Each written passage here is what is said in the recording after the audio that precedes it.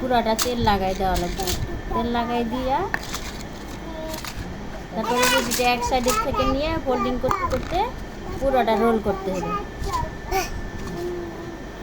সুন্দর করে রোল করে নিয়ে ভিতরে যেন বাতাস না থাকে, এক সাইড থেকে নিয়ে আবার এটাকে গোল করতে হবে।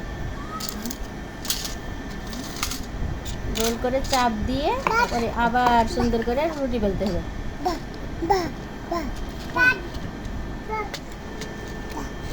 হয়ে গেল গোল পরোটা।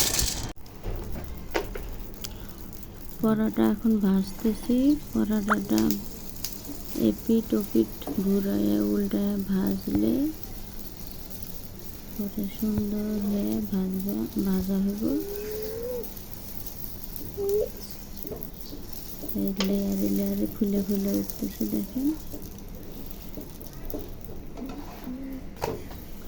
এক পিঠ হয়ে গেছে, আর এক পিঠ উল্টাই দিলাম।